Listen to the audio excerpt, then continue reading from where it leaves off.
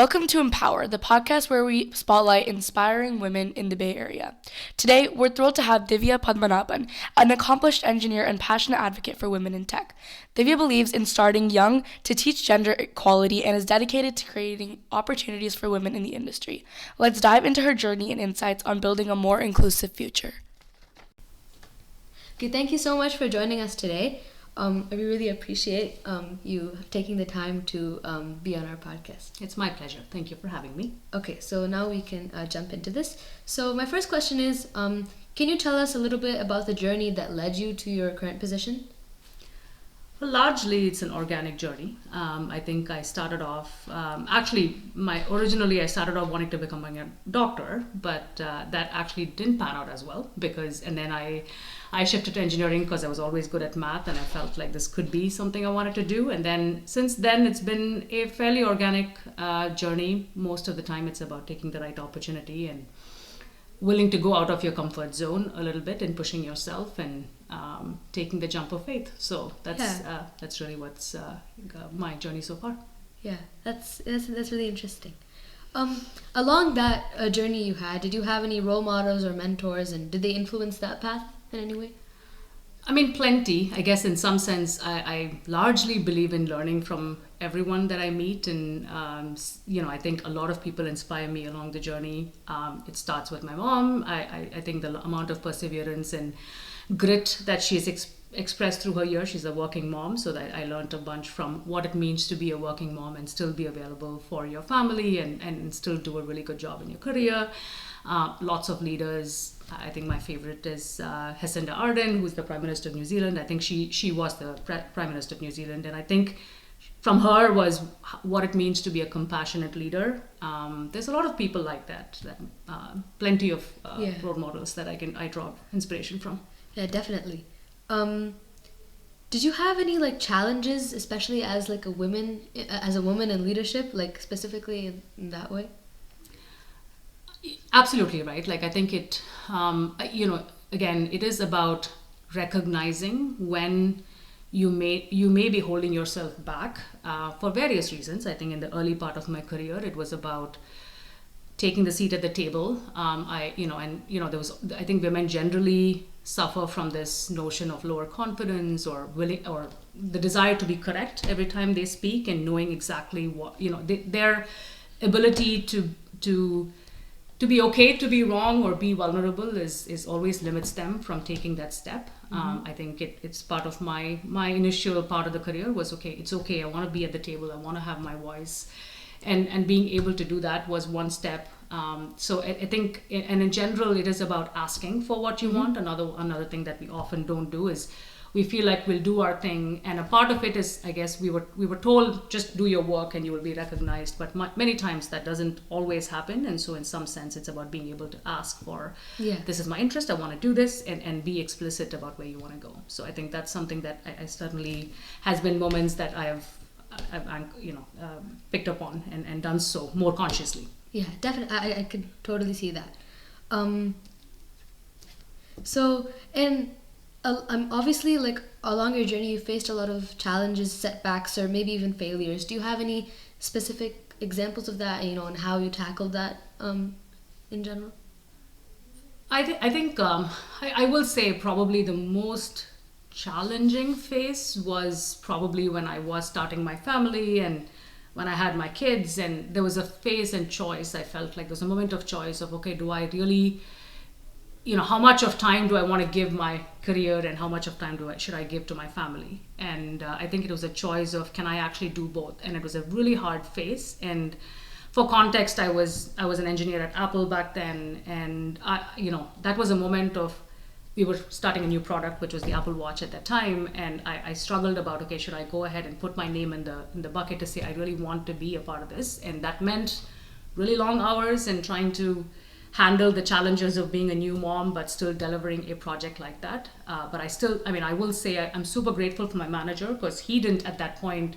I think that's when, being successful as a woman is largely, you need the support from your team and peers. And I think at that point, it was my manager. He didn't hold me back saying, you're a new mom, you can't do this. I think he said, okay, go for it if you wanted to. And, that's part of that that time of challenge, and when I jumped in, it was great to have that support system, that somebody who feels that they have the confidence in me being able to do it, and of course like lots of people who help at home. Right. And so I think it's really important to I would say that's my was a pivotal moments. Yeah, I know, like having people around you who support you definitely helps like a lot. So I was doing some research about women in tech, and based on some certain studies, about 25% of people working in tech are women, and 10% of those 25% are minorities and people of color. So how do you think organizations can better support women and women of minority groups in gender equality in organizations? Do you think there's any way we can do that, or how organizations I just want to know your thoughts about that. I think in general, first of all, having strong role models or women in leadership roles in general help, because I think when you have women, like for example, when I became a manager, I ended up hiring more women into the team. I think that organically happens, and that's true for not just women; it's also true for racial, any diversity, because as you increase people in diversity in the leadership roles, they organically also increase the diversity in your teams. And so really focusing on that when you're hiring and growing, like that makes a big difference. Other opportunities like mentorships and actually having someone who are advocating. Like I actually, in fact, more and more I realize that you need advocates.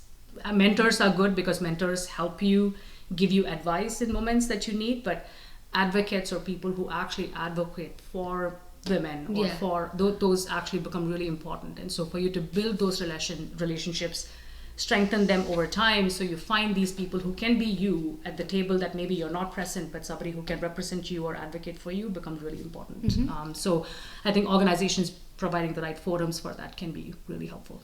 Yeah. What qualities do you think are the most important for a leader in any situation, whether it be tech or not? What qualities do you think are most important for any leader to possess?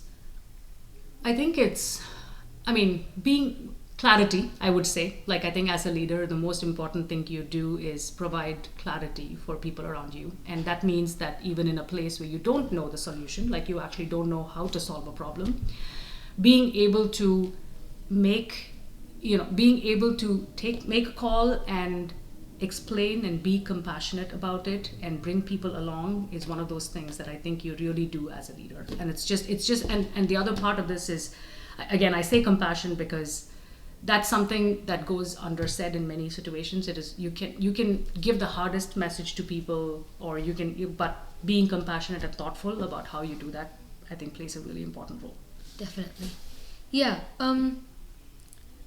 Do you have any particularly proud moments in your career that do you have any proud moments? I guess, like I said, like I feel like that the challenge that I was talking about when I was a new mom, I was working on this product like the Apple Watch. I think it took maybe 3 years of really hard work, but I think at the end of it I was super proud of the work. I was super proud of how I'd focused on my career and actually moved to the next step. I think that, and then that was the moment, like I said, I actually asked for an opportunity, and I want to say that I'd always been an engineer until then, but I always knew I wanted to be a manager and, as a leader, and I'd always held myself back to some extent, and then I think I did go ahead at some point and say, this is what I want, because I really wanted to have that bigger impact and the bigger picture and so on. And I think when I asked, I did get the opportunity, and I was able to prove myself. I'd say that's probably my biggest inflection point. Yeah, for sure. Do you, if you could go back and give your younger self one piece of advice, what do you think that would be? I'd say again,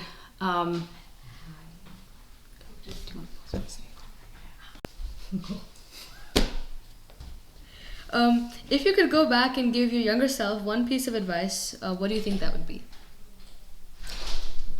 Don't be afraid to be wrong, or don't be afraid to fail. And I think that's one thing that we often worry a lot about, is to take a step and not in the right direction, or what happens if I fail, what happens if this is not the right decision. I think there's there's a lot of things you learn by just making mistakes and pushing yourself. Again, there's a certain discomfort that comes with taking those steps and being vulnerable. That's definitely something that I've learned over the years, that it's, that's what really gets you to the next step. So I think don't be afraid to make mistakes. Yeah. I'll take that advice to heart as well. Yes, please do. So especially since you're in a leadership position, how do you manage a work-life balance with that kind of job? It is hard. I think it takes a lot of intent, actually, to have a decent work-life balance, because it's just you spend your day trying to navigate a ton of complexities, and it's just really hard to disconnect from that when you come home. So I think one thing that I have done now for a few years is to be really intentional with my time, even at work, both at work and at home. Meaning that the things that I spend time on, I make sure that they are the highest value, and versus and similarly at home, I try to keep some time for myself, whether it's for a workout or whether it's for a quick run or whatever that might be, or if I need to carve out time to just spend with my kids. So I'm generally have gotten better at being intentional with time. That's been my biggest learning, probably primarily from the pandemic years. I think it was really hard to draw the line between work and life. And so for sure, definitely. Since there's a big gap between men and women in the workplace, so do you think that you've had to change the way you do things or change yourself in any way to better fit into that kind of situation? To some extent, it's that hard balance of trying to be yourself and bringing your most authentic self to the table, while also being present in the way that men are at work. I think it does take a very conscious shift. Again, for one, I do think that, for example, if there is a problem at hand, there's a lot of data around this, that men need maybe 10% of knowledge for them to actually jump up with an answer, versus women tend to need 90% of confidence before they say something. This is just in general, that is true. And what happens for the most part is the loudest people who have the most voice typically will get the next job or the next opportunity, and so on. And so it's one of those things that I have, again, picked up over time, that it's okay to voice your opinion. Maybe you don't know everything, but it's as long as you're able to accept that and be clear about what you know and don't, it's okay to voice an opinion or an answer or whatever that might be. I think there's plenty of this. Similarly, for the next opportunity, women, again, the level of confidence that they need in themselves before they can say, yes, I'm ready for this, is very high. So it takes a conscious, it's okay, I'm going to take this and see how it goes. So there's lots of those smaller changes that I've done over time that's helped. Yeah, definitely, for sure. Do you have any goals for the future, professionally or personally, in general, just anything like that? I think the goal is always to do meaningful things. I think I want to live a meaningful life, and I think again, my joy has been in working with health, and really bringing the ability for people to live their best health has been my passion for a while. And I think, again, having worked in a space like wearables and health, I think you can see it in the Western world, where people have really kind of they've adopted it. They're doing things to measure how they sleep, what they walk, actually exercise, and things like that. But I do think that countries like India, or there's lots of countries in the world which don't have that level of technology, and I'm really looking to see what we can do in terms of bringing that level of living your best life on a world for the scale at world. So that's part of my motivation. So one thing we always ask to anyone we interview on Empower is this. What message would you like to convey to young women who are listening to this interview at this moment and maybe considering their own career paths and leadership aspirations? I think, for one, again, be okay to make your choice. I think one of the biggest pieces is feel like you get to figure out what to do. And you get to make the choice. And it's okay to be wrong. I think I said that again. I said that previously. I say that again. It's okay to make mistakes because that's the best way to learn and move forward. Ask for what you want because, again, don't feel like somebody else is going to tell you or find the best in you or any of that. I think it's just it's something. If you feel like you need help, you need the next opportunity, ask for it.